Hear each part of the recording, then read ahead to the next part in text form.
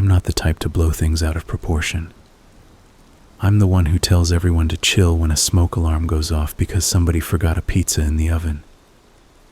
I grew up in a family that handled weird stuff with bad jokes and a shrug. So when I say this is the creepiest thing that's ever happened to me, I'm not trying to bait you with clickbait energy.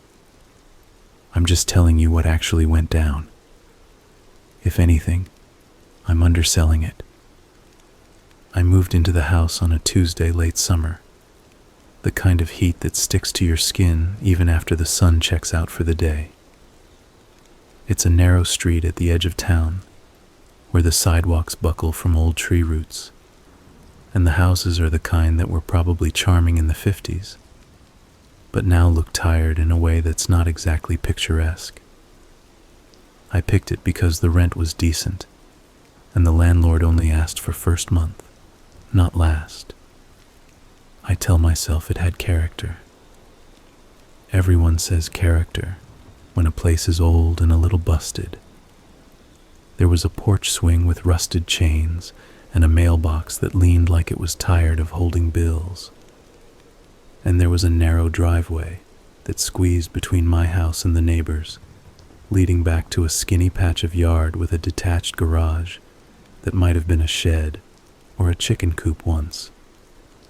My neighbor's place was basically a mirror image of mine, just flipped. Same steep roof, same sagging gutters. His was more buttoned up, though. No overgrown ivy, no porch junk. The blinds were always perfectly straight. I first saw him when I was sweating through carrying a box of dishes up the steps. He was at his window, the one that faced into the driveway, and he was standing there so still I thought he was a cutout at first. You know those cardboard sports mascots they put in gas stations? It took my brain a second to acknowledge he was breathing. He had that thin, stretched look, like someone had drawn him with a long ruler.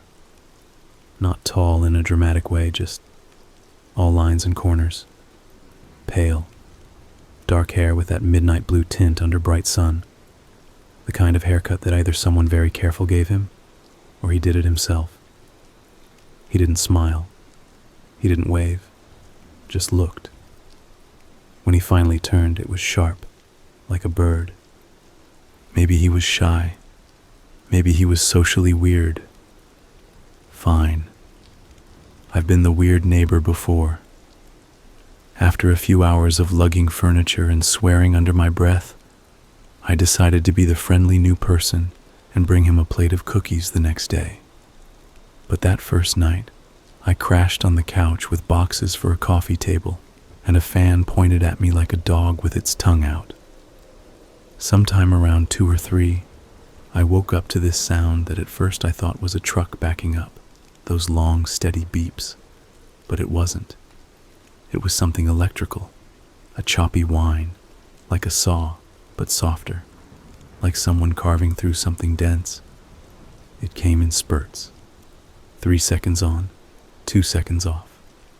On, off. I lay there sweating, counting the beats. My brain started tracking it the way you do a leaky faucet. You can't ignore it once you hear it. I told myself it was DIY. Everyone around here was always fixing a porch or building a shelf, but this sounded like it was coming from the neighbor's basement, not his backyard. I drifted in and out of sleep with that sound buzzing like a mosquito behind my ear. Sometime before dawn, it stopped. I woke to silence, and the feeling I'd been listening so hard I'd clenched my jaw all night. The next day, I did the cookie thing. Not because I'm Mrs. Rogers, but because I was curious, and curiosity in a new place can be healthy. I knocked on his side door because that's the one right off the driveway that looked more used than the front. It was half glass, textured so you could see light, but not shapes. After a long pause, I heard footsteps come up from what sounded like stairs. He opened the door 6 inches, and cool, bleach-tinted air slipped out. He wore a gray t-shirt and black jeans, both too clean for a guy who'd been using tools at 3 a.m. His eyes were light, gray or blue. I couldn't decide because they didn't hang out on mine long. They flicked between the plate and my face and over my shoulder at my house like he was ticking boxes. "Hey," I said. "I live next door now. Thought I'd say hi." I lifted the plate like a prop. "Cookie truce." He looked at the plate like it was homework. He didn't take it right away, which made me weirdly aware I was holding out a circle of store-brand cookies that got squished during the drive. He finally cracked the door open a bit more, took the plate by the rim, and said, "Are these with nuts?" "I don't think so," I said. "Just chocolate chips. You're not allergic, are you?" "No," he said, eyes flicking to me again, the quickest weather report glance. "I don't like nuts. They're stale in most things." "Noted." I grinned, trying too hard. I almost said a fake name for some reason.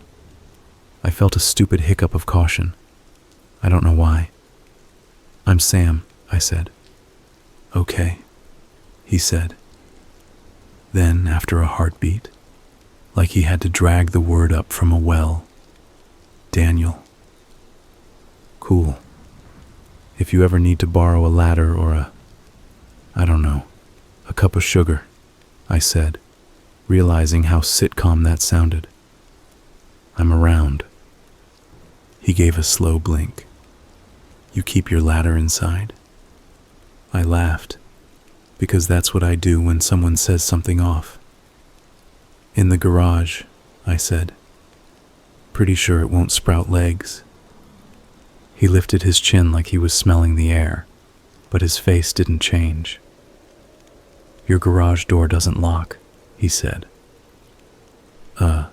It does," I said. "It should. It's one of those padlock things." "Then it's not locked," he said.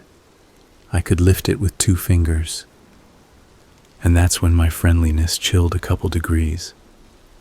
There's a difference between helpful and nosy. Between, "Hey, your porch light's on, and I've tested your locks." I kept my smile because my face knows how to do that. "Thanks for the heads up," I said. "I'll check it." He nodded. Not a goodbye nod, just a nod. Then he stepped back and pushed the door closed. I stood there listening. The footsteps went back down the stairs, not like he was embarrassed or rushing, just going back to whatever he'd been doing. The bleach smell lingered in the little shadowed strip between our houses, and I felt this strange impulse to go wash my hands just from being near his doorknob. I went back to my place and, yes, checked the garage. The padlock was on but not snapped shut. Maybe the old tenant had been careless. Maybe Daniel was right and I was an idiot for leaving it. I clicked it closed and tugged twice to make sure. The metal rattled back with a low clunk that echoed too loud in the small yard. That night, the sound started again. Not as constant as the night before, but there, that small electrical whine. I sat on the floor assembling a bookshelf with an Allen wrench, and the rhythm synced up with my brain. It burrowed in. At 10:30 it stopped.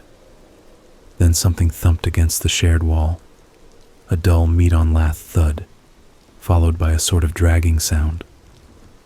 I put my ear to the wall, felt the cool plaster, and told myself it was furniture. He was moving a dresser by himself. "Calm down, Sam."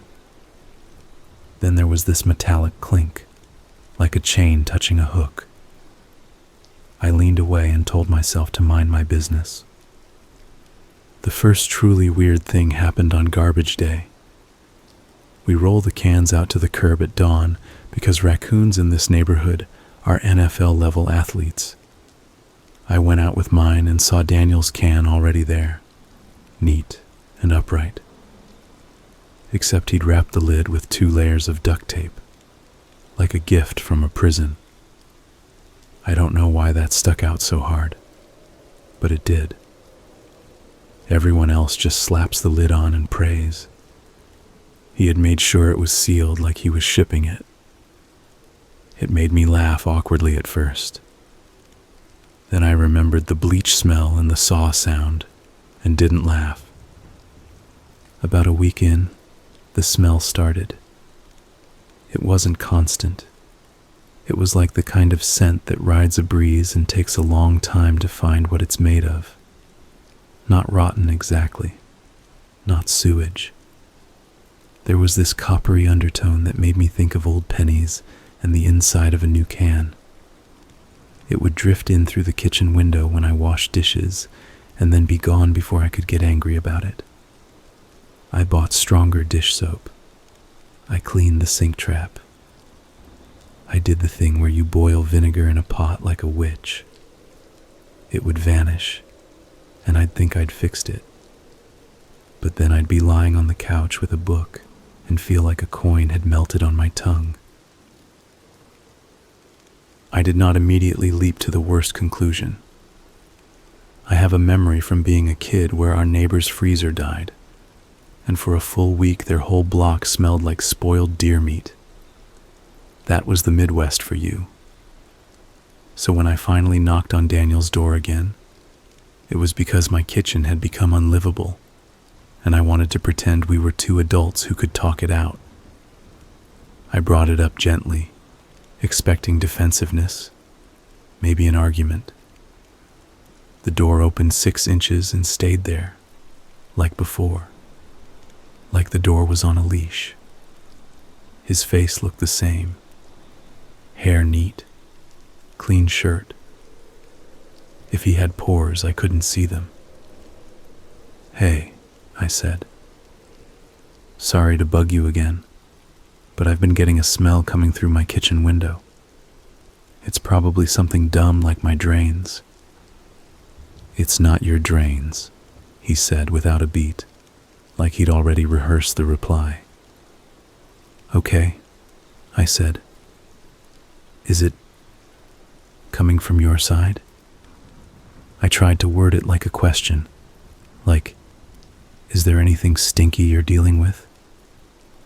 I hate how often I try to make other people comfortable even when I'm the one dealing with something unpleasant. If you've got a freezer that's going bad or something, I can help. "I'm fine," he said. He tilted his head a fraction, that bird move. "It's the drains." "You just said it wasn't." "On your side," he said, like he was clarifying for a child. "It's your sink trap. Pull it and clean it. Don't run the disposal when it's empty. It heats the pipe. That's why you think you smell something." This is where he messed with my head. I had pulled the trap and cleaned it. I had boiled vinegar. I'd done everything. But he spoke with such bored authority that for a second I felt myself nodding along. "Okay," I said, trying not to let my voice show anything.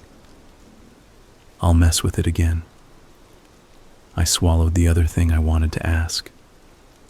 "Why do you know exactly what I'm doing in my kitchen?"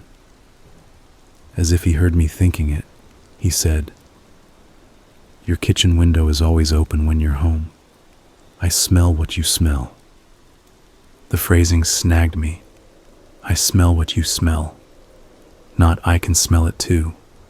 Not it's bad over here too. He said it like he had synced our noses together.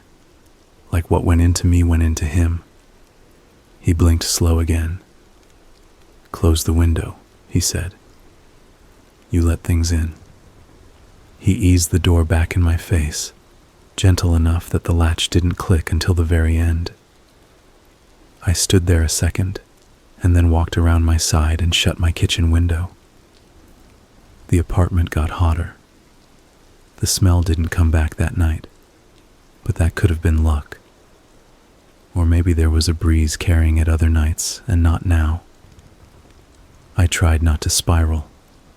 I made pasta and pretended I wasn't hearing the muffled sound of something being dragged downstairs next door. You can live with a lot if you tell yourself the right story. I told myself Daniel was a socially awkward neat freak who did late-night woodwork. Maybe he had a medical condition that made him bleach everything. Maybe he wrapped his garbage because he was a raccoon hater. He wasn't friendly, but he wasn't yelling. He wasn't cranking music at 2 a.m. The weirdness could be quirks. I could be the judgmental one here, roasting a guy for duct tape because I like to be friendly. Whatever. Then the cat went missing. Not my cat. The neighbor on the other side, old guy named Bill, who always wore a fishing hat and called everyone buddy, had this mean ginger cat that patrolled the block like it had HOA authority. The cat would sit on the hoods of cars and dare you to do something about it. I respected his hustle from afar. One evening, Bill knocked on my door holding a black and white flyer he'd clearly printed himself. It had a grainy photo of the cat and big block letters. Missing. $50 reward. Responds to copper. He kept pressing his finger to the photo, like that would make me remember the cat's face. "Have you seen him?" he asked. "He goes out. He always comes back by dinner." He didn't.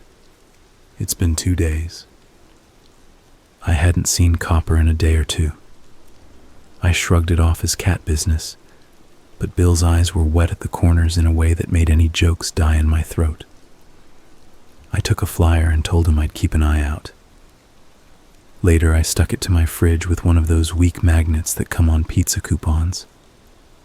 The next night, while taking out my trash, I noticed something dark under the hedge that separates the two backyards. I leaned in, heart starting a nervous drum. It wasn't the cat. It was a collar, a snap band with a little bell, half buried in the dirt, as if something had kicked it there. No hair, no scratches, just a collar. I picked it up with 2 fingers like it might burn me and saw a tiny tag. COPPER, Bill's phone number. Before I could decide whether to bring it to him or pretend I hadn't found it because I didn't want to make him sad, a light snapped on in Daniel's back room.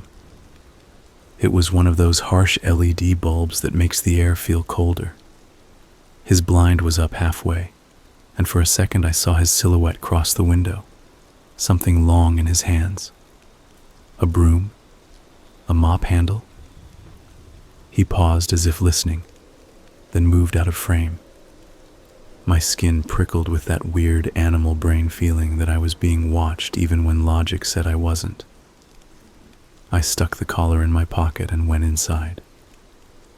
I washed my hands for too long. I did take the collar to Bill the next morning. He cried, like openly cried on his porch and gripped the collar in both hands like it might transform if he squeezed. I felt like a monster for handing it to him. "Can I ask where you found it?" he said, trying to sound casual and failing. I told him in the hedge, between our places. He nodded. He looked toward Daniel's house and then away, guilty like the thought had just jumped in his head. "I don't want to accuse anyone," he said. "It's a collar. It could have snagged on a branch. Copper's done that before. He hates collars." "Yeah," I said. "My old roommate's cat used to act like a collar was a noose." I was trying to co-sign the logic so hard I almost convinced myself. Bill folded the collar and put it in his pocket like a medal he didn't want to wear. When I left him on his steps, he put his fishing hat over his face and sat very still. That night, I dreamed I was looking in Daniel's window, and he was looking back from inches away, separated only by glass. His eyes were the color of dishwater. He smiled very slowly without showing his teeth. I woke to the sound of the electrical whine again. It stopped, started, stopped. A steady engine. I lay in the dark and counted the seconds, and somewhere past 50 my brain started filling in the breaks with phantom noises, and every phantom noise was a saw taking little bites. I should have told someone, a friend, my sister, anyone. But it felt stupid to call and say, "Hey, my neighbor wraps his trash too carefully and looks at me weird, and also his house smells like a melted penny sometimes." You hear that out loud and it sounds like a paranoid monologue. I told myself to be normal, to be the chill person, to give him the benefit of the doubt. About 2 weeks after I moved in, a package showed up on my porch with his name on it.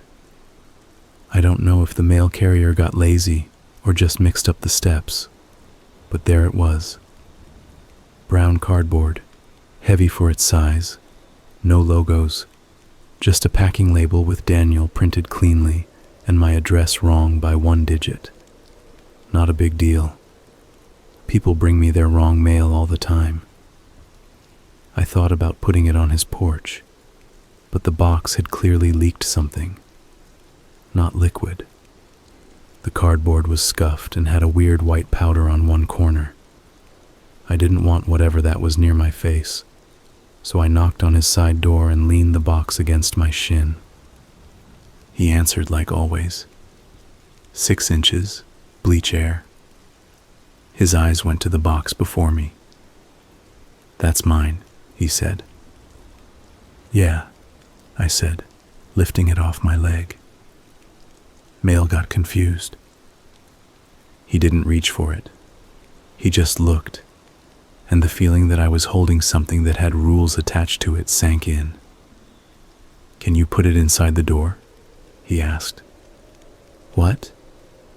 "I don't want to set it down." "You want me to put it in your house?" "It'll land wrong if I do it one-handed," he said. "Please, just inside. I'll get it." I don't know how to explain the alarm bells that went off in my chest then. They didn't scream run. They just started ringing a steady warning, like a school bell that means move. But I'm me. I don't like to make a fuss. So instead of saying no, I said, "Okay," and nudged it past the threshold with my foot. The box scraped over the mat and slid onto his spotless floor. I didn't cross the threshold with my body. The line of the door frame felt like a barrier I should keep. "Thanks," he said. And by the time he said the K, the door was closing again. That night, the smell in my kitchen was back and stronger. I closed the window. I turned my fan to circulate the air. Then I heard a noise I hadn't heard before. Not the saw, not the thuds. It was a whistle. Not a person whistle. Not music. It was that tiny hiss you get when you open a cooler full of ice and something about the suction wants back in. The back of my neck tightened. I turned the sink on, because we do weird tiny things to pretend sounds don't exist. I stood there just watching water go down the drain and thinking how dumb it is that a hole in a house is supposed to take your dirty things away. It feels like something could just come up it if it wanted to. The next morning, a different flyer was on my porch. Not from Bill. A generic missing person flyer printed off a police template, photocopied so many times the face was more smudge than features. A woman in her 20s. Dark hair. Name and last seen date. The date was 3 nights earlier. The flyer was unhelpful, like most flyers are. If you'd asked me what she looked like, I'd say, average. The kind of face that's easy to miss if you don't know it. But you notice when faces start showing up on paper in your neighborhood. Even if it's not your face, it sticks. I put the flyer on the counter and thought about the box. I thought about the saw. I told myself to stop thinking in hashtags.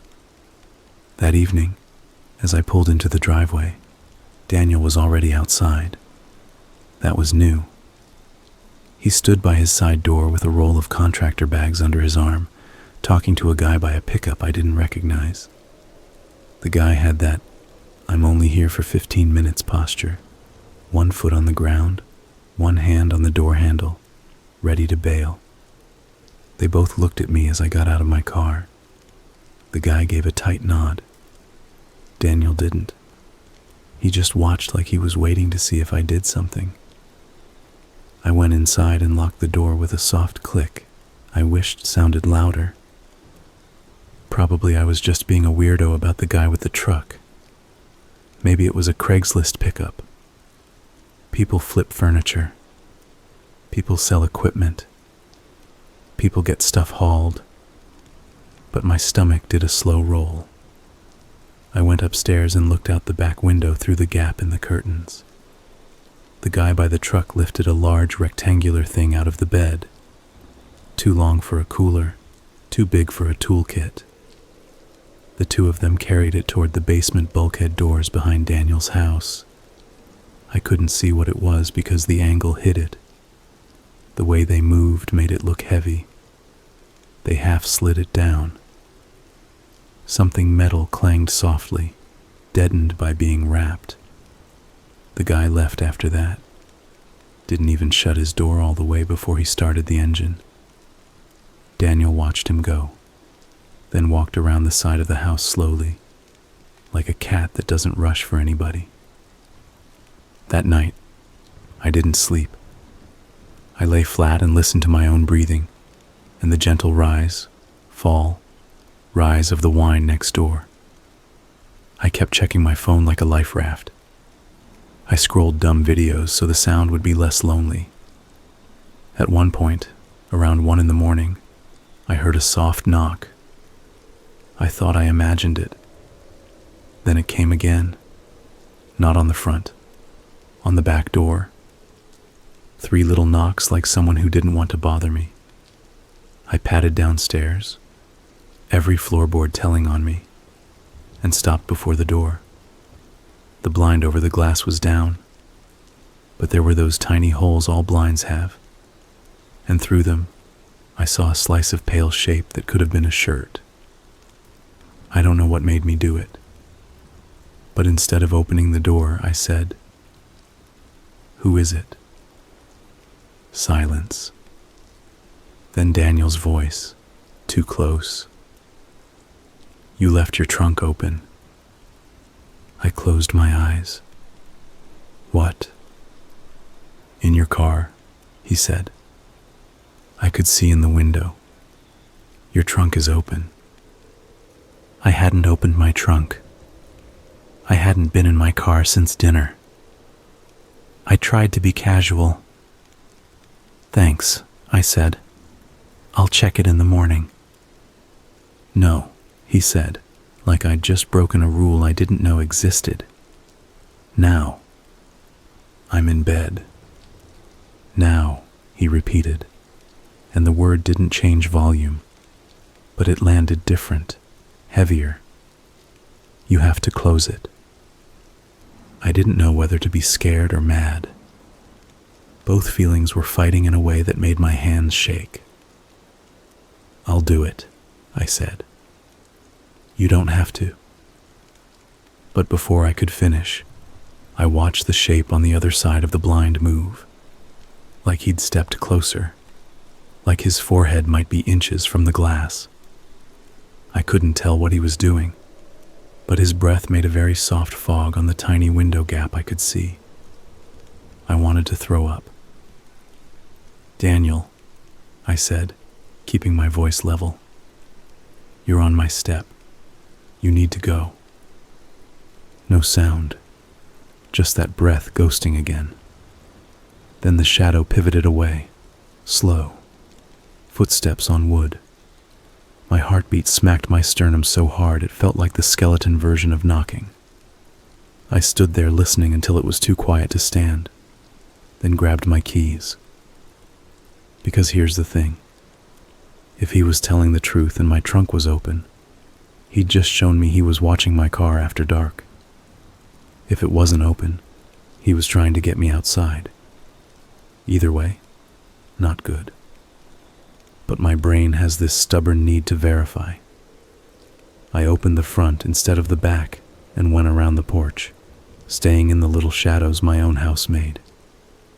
My car sat under the streetlight like always. The trunk was closed, perfectly shut. I pressed the key fob anyway. It thunked. I stood there longer than necessary just to be sure of what my eyes were telling me. From the corner of my vision, in the little dark mouth of the driveway between our houses, there was the pale slice of Daniel's face. Just there, watching.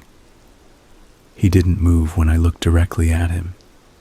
He didn't even pretend to be doing something else. He just stood where the porch light faded. That tight body language wound like a wire.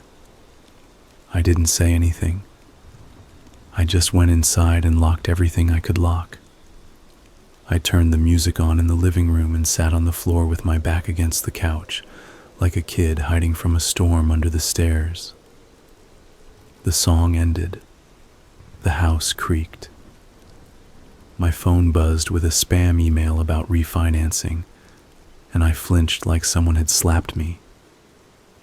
The next day, I bought a motion sensor camera. Not some fancy security system, just one of those little white cylinders you can stick on a shelf that texts your phone if it sees movement. I put it in the front window and set it to point at my porch. It wasn't my style to watch people, but my style had clearly been not working. I told myself it was just an extra set of eyes in case packages got stolen. I didn't put one in the back. I didn't want to look. I didn't want to be the person who had footage I didn't know what to do with. The camera paid off in a small way first. It caught the mail carrier putting a package on my porch and then knocking once. This would be boring, except the motion alert showed me something else too. Around midnight, someone walked across my lawn and up my steps. Not all the way, just one step up, then lean. The camera wasn't amazing in the dark. It made people into gray smears. But even in gray smear, I could tell it was Daniel. He had a distinct way of holding his head, chin slightly forward like he was listening to a bad radio. He reached toward my door, not to knock, not to try the handle. He touched the wood, fingertips grazing near the deadbolt, and held his hand there. He stood like that for 10 seconds. Then he turned and left. I didn't sleep for more than an hour at a time after that. I started using the shower radio like white noise every night. I stopped cooking because the smell of anything in the kitchen made me think of other smells. I ate crackers standing up. At work, I caught myself staring at the word Thursday in an email like it had a secret message hidden in it. I started carrying my keys in my pocket at home. Every faint sound had a name: footstep, creak, thud. And I became an expert at telling them apart. When the police came the first time, it wasn't because of me. They were doing a door-to-door, handing out a flyer with the same missing woman I'd seen. They were polite in that sad, practiced way, where their voices tried to be soft, and how they held the paper was careful, like the rectangle of ink could break. I took the flyer and said I hadn't seen her, and one of them, a woman with her hair scraped back in a tight bun, asked in that neutral voice they have, "Have you noticed anything unusual in the neighborhood? Any strange cars?" Someone who's been around that isn't usually. I could have told her everything. The saw, the smells, the wrapped trash, the guy who watched my car at night. But suddenly it all sounded like gossip. It sounded like, my neighbor gives me bad vibes.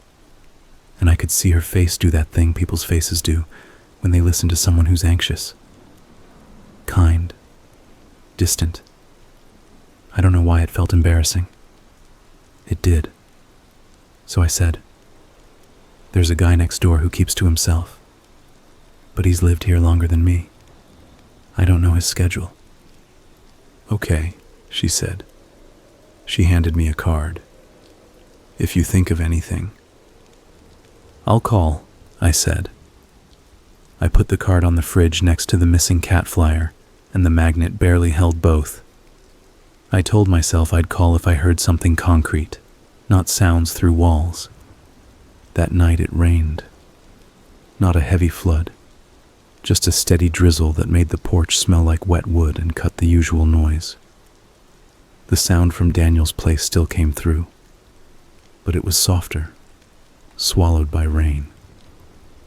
I almost convinced myself that the water was washing the weird out of the air. I fell asleep on the couch for the first time in days. At 3, I woke to a bang. Not the usual thud, not a pipe. A sharp, hollow bang like someone had hit my back door with an open palm. Instinct had me off the couch before my brain caught up. I stood in the kitchen in the dark, sweaty, listening, holding my breath like a kid hiding behind a curtain. Another bang. Then a voice I didn't recognize, muffled, hoarse, too close. "Hey, hey." A scrape on the wood like nails. "Hey." I went to the door and put my eye to the hole.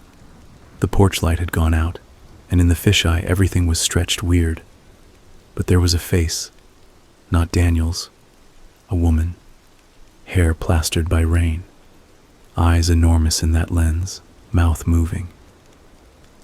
"Please," she said. It came thin through the door. "Please, help me." For a second I thought I was dreaming, because that's not a thing that happens. People do not show up at your door in the middle of the night saying please like a movie. I unlocked the chain. I opened the door 2 inches, the same cautious way Daniel always did, and the smell that came in wasn't bleach or pennies. It was wet and earthy and human. The woman looked younger up close, but that was just the way fear makes faces look smooth like a mask. She was shaking, standing still. I tried to see behind her, but the darkness was complete. "Are you okay?" I asked. "No," she said, and then looked at the driveway, down toward Daniel's side, like a magnet tugged her eyes. Her voice broke. "He's in the yard." "Who?" She swallowed. Her teeth clicked together audibly. "The man who lives next to you," she said. She said it like she had to force herself not to say his name, like saying it might call him. "He let me out and then changed his mind." I want to say I did the heroic thing, but I just stood there half behind a door while a person on my porch blinked rain out of her eyes and shook like a cornered animal. I moved like my joints were gummy. "Come inside," I said, automatic, because that's what you say. As soon as I swung the door wider, something moved in my peripheral. Not footsteps, not a silhouette, just that low hum of air you feel when someone else's body is close. I yanked her in and slammed the door. The chain swung wild and clacked against the wood. I locked it. I turned the deadbolt. My heart was everywhere at once. The woman leaned against my fridge and slid down it like her bones had been cut. The missing person flyer and the cop's card fluttered to the floor and stuck to one bare knee. Her feet were filthy. She wore a t-shirt that was more threads than shirt, and shorts that looked like they had been cut in a hurry. There were marks around her right ankle that could have been from tape or rope or just living rough. She put her hand over her mouth and laughed once. This broken glass sound that wasn't laughter. "Thank you," she said into her palm. "Who are you?" I asked, which is a dumb question, but it was all my brain had. I crouched so I wasn't towering over her. "Do you need an ambulance? Are you hurt?" She shook her head hard enough water shot off her hair. "He'll hear," she whispered. Don't call yet." There are certain sentences that turn your body into a live wire. He'll hear, not might, will. The word yet hung in my kitchen like a spider. "We should call the police," I said, keeping my voice low. "You don't have to talk if you don't want. Just, they'll come." "He has a scanner," she whispered, eyes darting to the back window like it was a person. "He listens. He always listens." From outside, the rain had thinned to a whisper. Under it, a softer sound. A footstep on wet grass sounds different from a footstep on dry. It makes a little slump. You can't mistake it once you know it. That sound moved in the yard behind my house. Another step, closer to the porch. The woman in my kitchen looked at me, and I saw something shift in her face. She was about to bolt. "Don't," I said, and reached out like I could hold her there by the air. "There's a part of you that wants to lie, that wants to tell someone you've got it, that you can shield them." I wanted to say I was good at this, that the locks were enough, but I heard the back gate creak.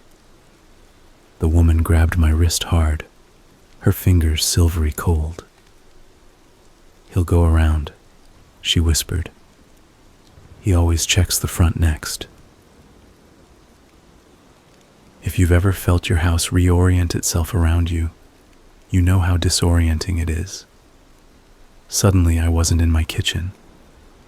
I was in a diagram of my kitchen, with vectors and lines pointing to doors, windows, and locks in my mind. I took her hand and pulled her down the short hall to the living room, which had the front door and a big window.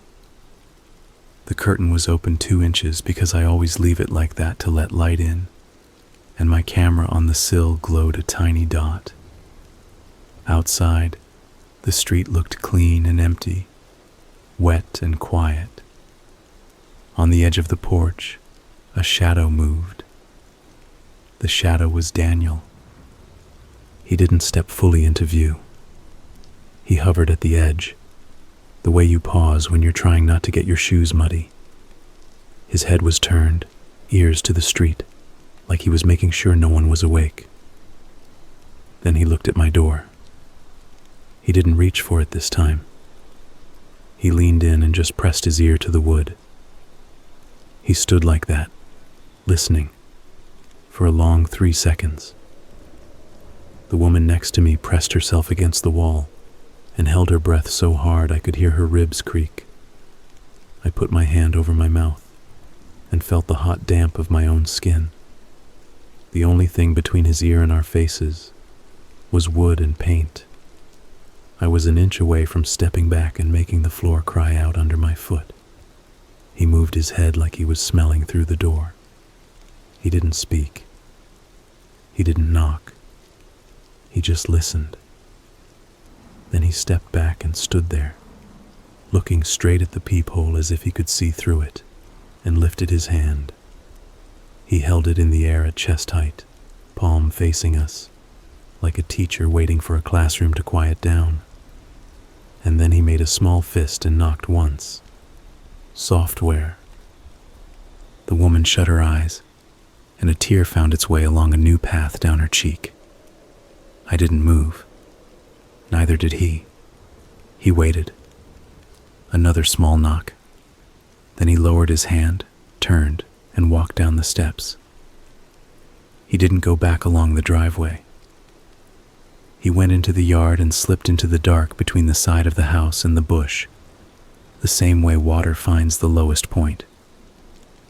I didn't breathe until the woman slumped again, and even then I inhaled like I was being sneaky about it.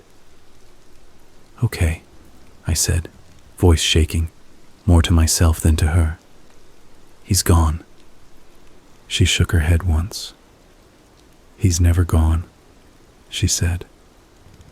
"He's just somewhere you can't see him yet." I wanted to ask 100 questions, but the beast pacing in my chest calmed just enough that I could hear my phone like a live thing in my pocket. I pulled it out and opened the keypad without thinking about the scanner, without thinking about how sound travels in old houses. I didn't dial loudly. I pressed and kept the phone against my leg so the little beeps wouldn't be snitching. When it connected, I kept my voice so low it felt stupid. I said my address. I said there was someone in my house who said she'd been hurt, and there was someone outside who wouldn't leave. I expected the operator to ask me to repeat everything, to say it louder, to confirm 10 times. She didn't. She asked, calm but clipped, "Are you safe right now? Are your doors locked?"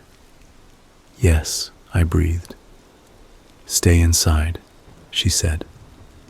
"Don't engage. Officers are en route." People talk about time slowing down when you're scared, and that's true. But it also speeds up in weird little flips, like you keep losing a second and picking it back up. The woman, she hadn't told me her name, kept her eyes on the floor like it might try to trick her.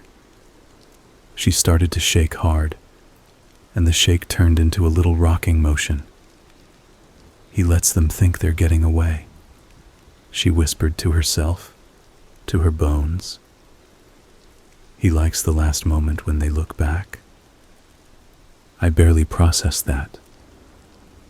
I think my brain saved that sentence for later because it didn't have space. I tried to listen for anything outside, but all the sounds were inside me. My own pulse. The tiny hitch of the woman's breath when she counted under it. I told her my name. I said it carefully, because the idea of saying names suddenly felt like leaving fingerprints on the air. She nodded once like she was filing my name in a locked box. I asked hers. She swallowed and said, "Leah." The name sat between us like something valuable we hadn't earned. A car went by and my heart tried to climb out. It wasn't the police. It was someone who didn't know our little world had tilted. The woman flinched anyway. I wanted to put a blanket over her, but the thought of moving away from the door felt like slacking at a guard post. I stood with my ear tilted to the wood like Daniel had done, and I hated myself for giving him that image. When the police lights finally smeared color across the curtains, the relief was so immediate my knees forgot how to do their job. I unlocked the door and cracked it and called out like the operator told me. "Police?" They answered with the exact cadence that always sounds at once soothing and all business. They moved in with a quickness that made me and Leah both step back. 2 officers in the front, one moving around back to the yard. The one with the bun had the same careful voice as before. People who don't know that tone think it's cold. It's not. It's straight lines when you really need them. Leah didn't want an ambulance, but the officers didn't give her an option. I could see the checklist moving in their eyes.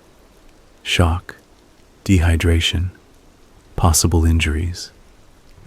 They wrapped her in a foil blanket that made her look like a crinkly ghost and asked me questions in the door, while the other one with a flashlight flicked the beam along my porch like a paintbrush. I told them everything I could, quickly, without editorializing. And even as I was saying it out loud, I heard how bad it sounded. Not bad like I was being dramatic, but bad like a pattern you don't want to see. The saw, the smells, the wrapped trash, the way he watched my door.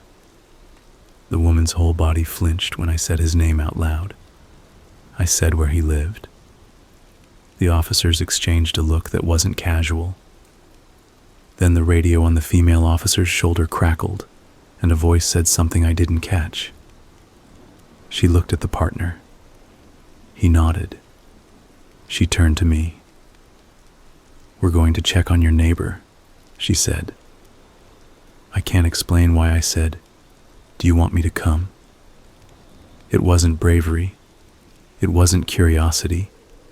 It was that wrong instinct again, to make myself useful when I was terrified. She shook her head with a little flick that meant no way in hell. "Please stay here," she said, and then softer, "We'll be back." They walked the few steps to the side door, and in the weird hush of post-fear, your hearing gets sharp. I heard the scrape of boots on the concrete step, the knock that sounded more confident than any knock belongs to be at 2 a.m. "Police," the male officer said. "Open up." There was a beat. They listened the way I had been listening. I don't know if anyone has told you this, but you can hear a room being empty when you've been in houses as long as I have. The silence had a certain flatness, and yet there's that other thing. Houses breathe, and Daniel's house was holding its breath. They knocked again. "Police." Another beat. The officer tried the handle. Locked. There was a moment where you could feel the pivot, the decision that changed the rules. "We're making entry," the officer said into his radio. They didn't wait for a response. The door had a deadbolt just like mine and something low, probably a chain or a second lock, and it didn't look like much. With a metal wedge, they popped in the jamb, and one hard shove to the spot right under the deadbolt. The wood around the plate splintered with a pop, and the door gave. The smell that swung out hit me on my porch. Bleach. Penny. Under it, something complicated. I didn't mean to go closer. My body moved anyway. The first officer held a hand out, palm out, a traffic cop for civilians. I nodded and froze. They went in with flashlights as if the dark was trying to keep them out. Rooms in those old houses are tight, and the light touched too much at once. The neat shoes lined like soldiers on a mat, the spotless floor, the wall with a set of hooks that had nothing hanging from them. They cleared the tiny kitchen, the living room, the front hall, calling police, in a way that makes you feel like the word is a broom. The basement door was closed. A too-clean padlock hung from the hasp, snapped through a hastily installed latch like a necklace. The officer with the bun lifted it, looked at the brand, handed it to her partner. "New," she said, just the one word, and the hair on my arms lifted, because I realized I'd seen that exact type of lock hanging off Daniel's garbage can lid. It snapped the same way. The male officer went down the steps first after cutting the lock, flashlight cutting a clean stripe in the dark. Basements in these houses are not the stone crypts you picture. They're poured concrete from a 60s upgrade, too bright when lit, and the kind of cold that sticks to your ankles. The smell down there made my eyes water even from the top steps. Bleach.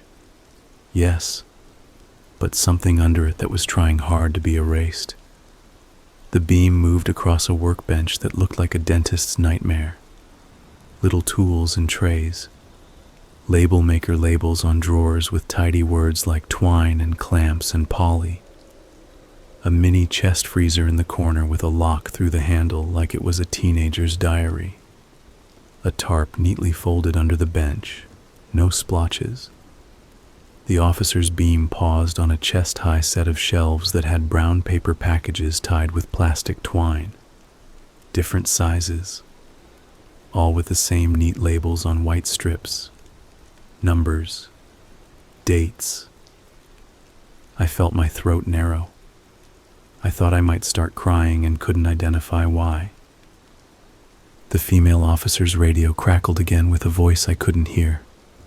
Her jaw tightened a notch. She moved carefully, like every square foot mattered. Along one wall was a pegboard with hooks bearing. Things that had a nice version in a kitchen. Meat hooks. A bone saw like a band with a handle. There was no blood. I think I expected a horror version of a butcher. This was worse. It was so clean. Clean like a new appliance showroom. Clean like scrubbing was a hobby. Clean like cleaning was the point. "Sir," the officer's voice floated up, cautious but steady. "We're going to need to call this in." Another beat. "We found something." He didn't say what. He didn't have to.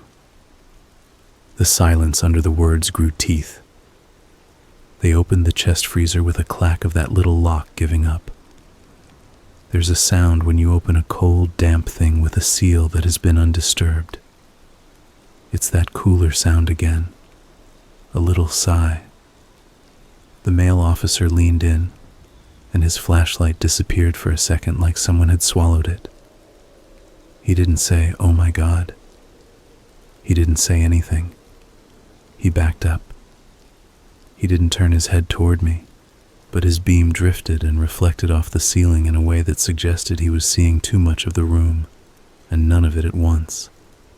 "Call it," the female officer said, and something about the way she said it made me think of doctors on TV. Not dramatic. Final. More cars came. The house looked like a stage with different scenes of brightness and darkness. Leah sat on my couch, curled in the foil blanket like a baked potato, and an EMT crouched and talked to her quietly, while not touching unless she wanted to be touched. I stood in my doorway and watched strangers move in and out of my neighbor's house with that purposeful quiet that means everything is very, very bad. The lieutenant, or whatever rank he was, came by my door and asked me a few calm, direct questions. My answers were short. They didn't need my ideas. They needed what I knew. It wasn't much. The timeline, the smells, the knocks, the package, the night in the rain. They brought Daniel out around 5 a.m, not in cuffs at first. He walked between two officers like an usher showing him to his seat. He had changed shirts. This one was also gray. He didn't look at me, but I felt him do a kind of scan of the block. A little survey he tucked into his jacket like a folded note. Porch light here. Loose board there. Blind twisted this way here. When he finally made eye contact with me, it wasn't the look of someone whose life is exploding. It was curious, mild, like he was taking note of what I looked like when I watched. His eyebrows flicked once, the tiniest nod. Not a hello, not a "we're in this together." A simple acknowledgement. You. After that, things turned into a movie I didn't want to be an extra in. Tape went up. People in jackets with letters on the back went in and out. Someone put paper booties over their shoes and carried paper bags out with both hands as if they were made of glass. Neighbors who aren't usually up at that hour pretended to have reasons to walk dogs, and the dogs constantly wanted to go somewhere they shouldn't. Reporters showed up because you can't keep something like this quiet. Not when flashing lights paint everything. One asked me if I had a statement, and I laughed in their face because it was that, or scream. Bill from down the block stood in his yard with his fishing hat clutched to his chest like a shield. And when I looked at him, I could see in his eyes he was thinking of the collar I'd given him. And he was doing the math backward on whether he should have knocked on Daniel's door and demanded answers a week prior. And the answer to that math is always cruel, because it doesn't care that you couldn't know.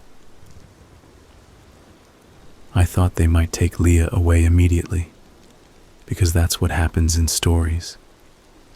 But they didn't. They let her sit in my living room and drink water slowly, like she'd been asked to sip truth out of a cup. She didn't say much.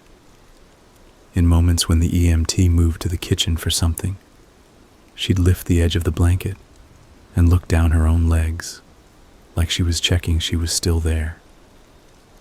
At one point, she looked at me and said in a very small voice, "He kept it all neat, like it was a library." I nodded, not because I understood, but because nodding is what you do when someone lets you see their worst. I asked her, "How long were you?" She shook her head and shut her eyes, and I swallowed the question. We sat there a while like that, listening to strangers in blue shoe covers move through next door, listening to radios buzz and click like nocturnal insects. Time didn't move correctly. It just lay there, waiting. Later, after the sun was up high enough to make the cops squint, and the reporters try to find angles that didn't blow out skin tones, an officer asked if I wanted to step inside next door to identify anything. Not for a lineup, not to identify something I owned, to see if there was anything that connected to the knocks, the sound, the smells. I didn't want to. I did it anyway, because my whole life I've been the idiot who thinks looking a thing in the face is how you make it smaller. Daniel's house looked like a catalog, not an expensive one, just a clean one. No piles, no dust.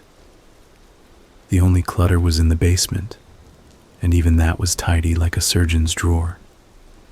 In the kitchen, under the sink, there were 3 bottles of bleach, 2 different brands of the same industrial disinfectant, and a row of sponges lined up like dominoes. The fridge was mostly empty, except for clear containers with clear liquid and a jar with a paintbrush in it. The labels on the containers had dates, and those dates meant nothing to me, except that people who put dates on things expect to remember something later. The bathroom smelled like the memory of a pool. The bedroom had the most unsettling thing in it, and it wasn't a weapon. It was a notebook on the nightstand, no name, with neat lists of words. Some were grocery list stuff, bags, tape, solvent. Some were things like sawdust and coffee grounds and onion skins. Under those tiny check marks, I could see the work of hiding in ink. In the basement, I made it only to the bottom step. Maybe you think you want details. I thought I did. But details are sticky. They adhere to places in your head they weren't invited. So I'll tell you the clean version, because that's the one I've learned to repeat, the one my therapist says is okay. In the chest freezer were packages wrapped in butcher paper, sealed with plastic twine and duct tape, labeled with numbers and what I think were initials, as if he were cataloging not meat, but the idea of meat from different days. In the wall, a false panel came away easily if you knew where to press. Behind it was a narrow gap where someone had shoved a contractor bag.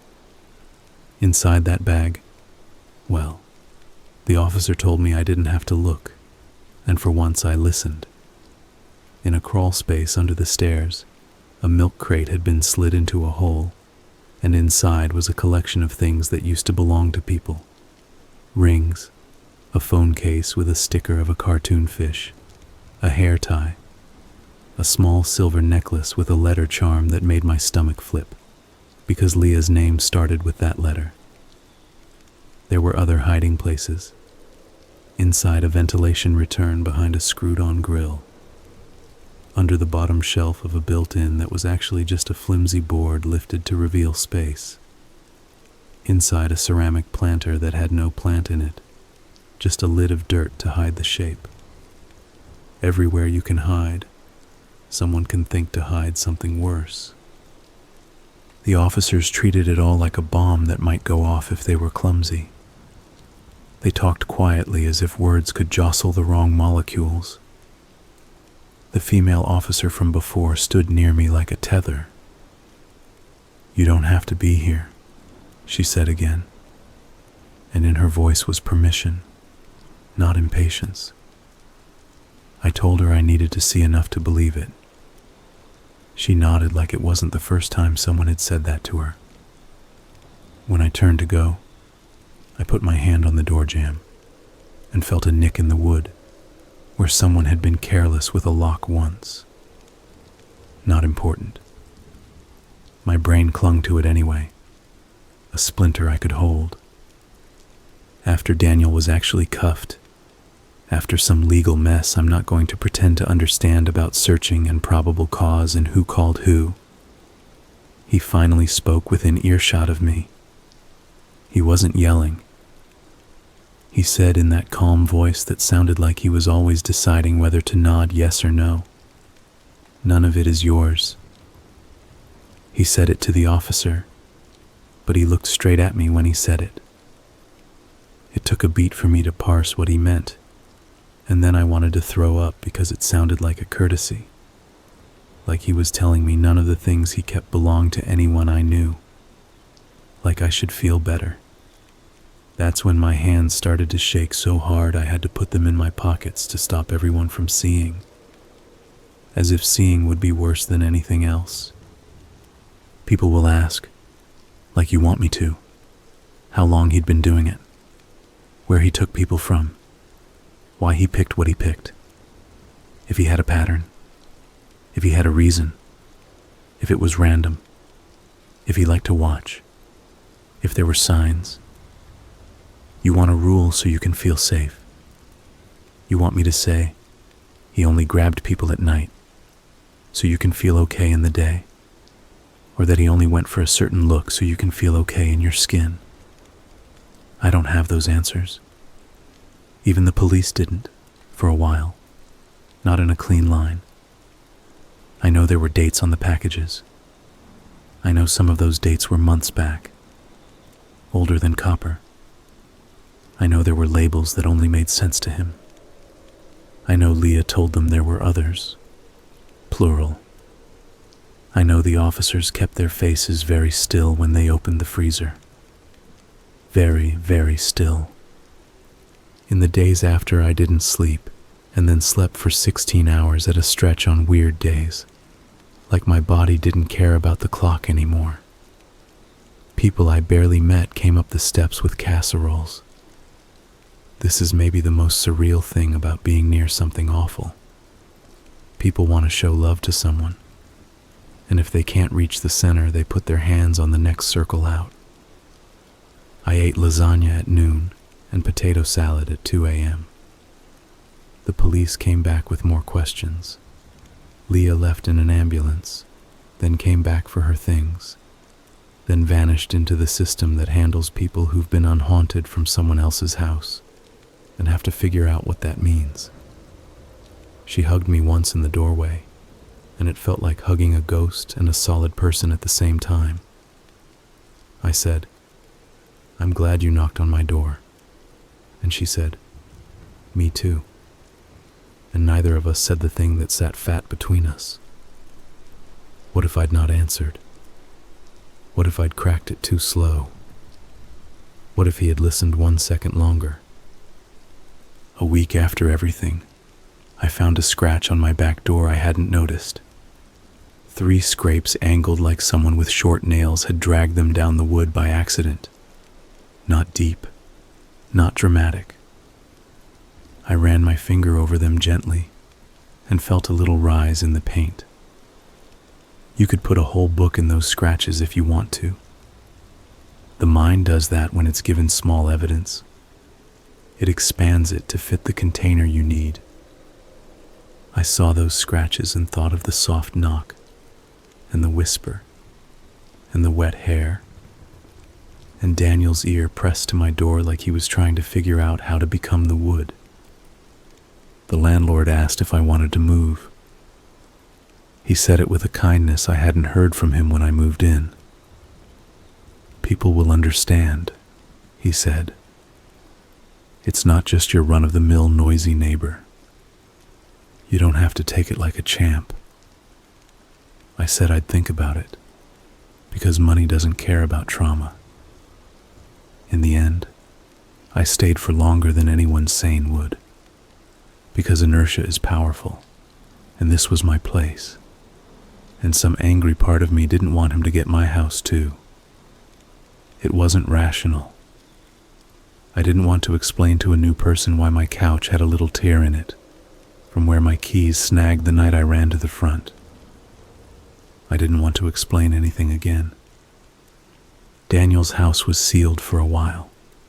It sat there under police tape like a mouth with a yellow smile.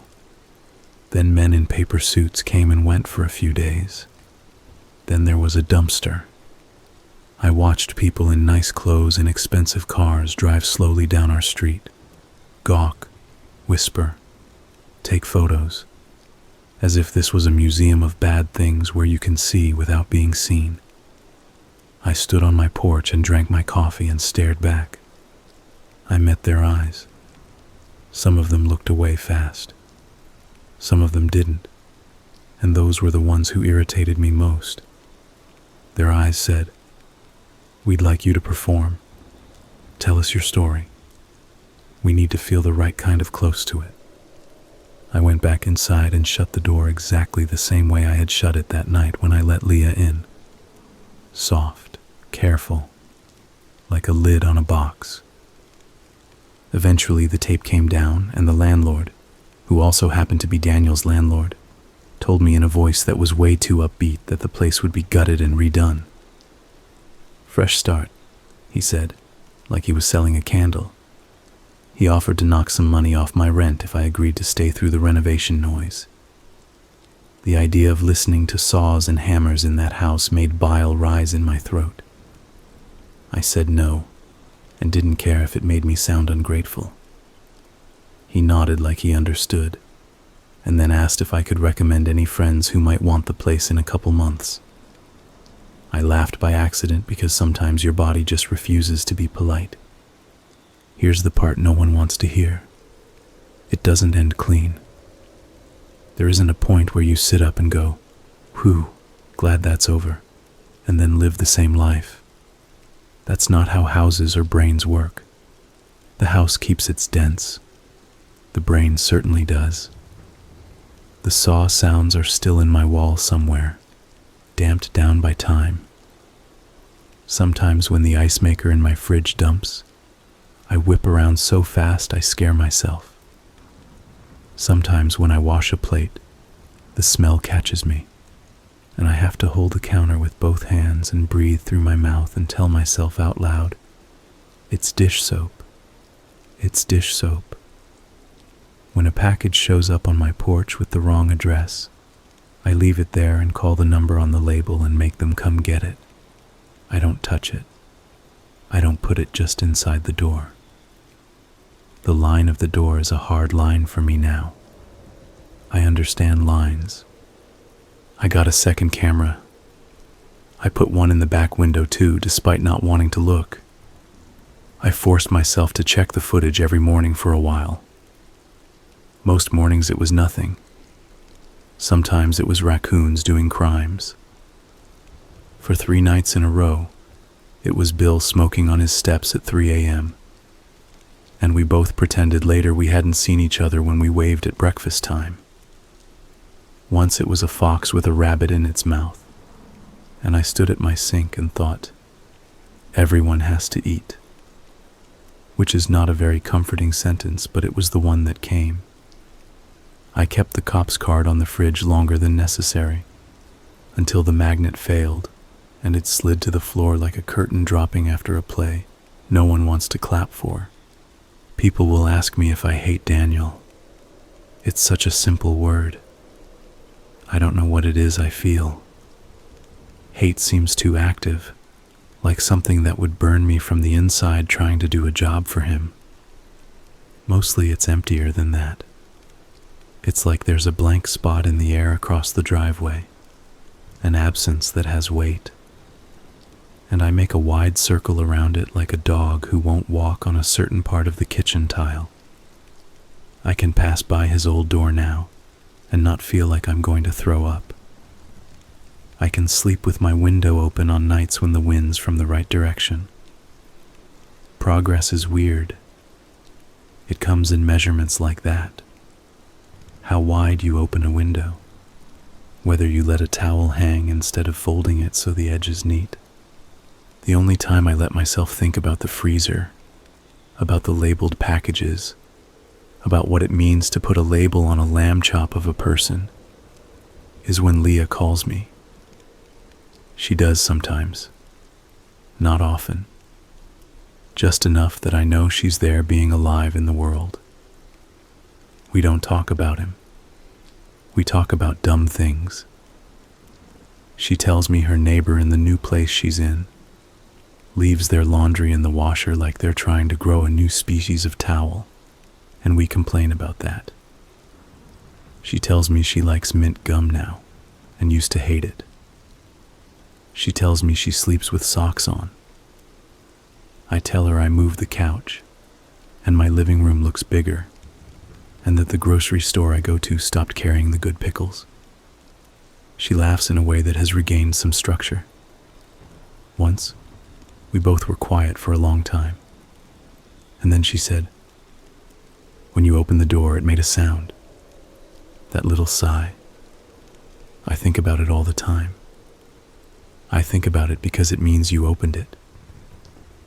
"I did," I said, and my voice cracked the tiniest bit, and I let it. There are still nights I wake up because a dream's rhythm synced to a sound outside. I lie there, and my breathing tries to match it, and then refuses to. Those nights, I get up and make tea and stand at the back window and look at the dark yard like it's a painting of yard. I remember the woman under my porch light, edges blurred by rain, and how humans are not actually made of glass, even when they look like they could slip through your hands. I remind myself of dumb things that I now believe in, like their prayers, locks that click, doors that are just wood and metal, and yet can stand between a you and a him, voices on radios that sound bored and careful and come when you ask, people who will wrap you in shiny blankets that rustle like candy, and will wait with you while your body catches up to the news your brain got earlier, the lowest truths. One afternoon not long ago, a new couple moved into Daniel's old place. Young, like movie young. They had a potted fig tree and a bar cart and a dog that looks like it came with the apartment. I stood on my porch with a coffee cup and made friendly neighbor eyes at them, because I am, against all evidence, someone who still believes in neighbor eyes. The guy introduced himself and immediately offered to help me fix my porch swing. I said, "Maybe," in that tentative way I have now, because letting people into your yard feels like letting them into your lungs. He made a joke about how the place had a lot of history, and then said he didn't want to know anything. I said, "That's probably smart." They asked if the trash pickup is early or late here. I said early and watched their faces do that little math that new residents do. Later I watched them roll out their can. No tape on the lid. The sight of that was so ridiculous and so normal that I cried for 5 minutes in my kitchen by the sink, where the drain smells are all mine now. Then I laughed at myself, because crying at a garbage can lid is maybe the most on-brand thing I could do after all this. People expect the gruesome things to stick. It's the small ones that grab your ankles when you walk past. I tell this so you know what your head can live with and still keep your own voice. I tell this so if someone knocks on your door gently and says, "Please," your instinct to straighten your house before letting a stranger in loses the fight just once. I tell it because the cops did, in the end, find parts and limbs and whole offal, whereas the rest of you truths all across his house, tucked the way you tuck away things you want to keep and don't want anyone else to find. They found them in freezers and walls and boxes, in pipes and under stairs, in vent grills and planters, and places I still find in my house at night when the dark moves wrong. I didn't go looking. I didn't need to. It was enough to see the faces of the people who did. Enough to feel the stairs under my feet and know we're all just one door closing, one door opening, away from being inside or outside. And here's the last thing. The one I don't say out loud when family asks. Because they do. Because people are terrible and wonderful and nosy. The last thing is that I keep thinking of how he said, "None of it is yours." The way he meant it to comfort. The way it didn't. The way, in a sideways, accidental way, it's also true. None of it is mine to carry if I can help it. I carry what I can. The rest I let be evidence. I let it live in boxes with dates on them in someone else's files.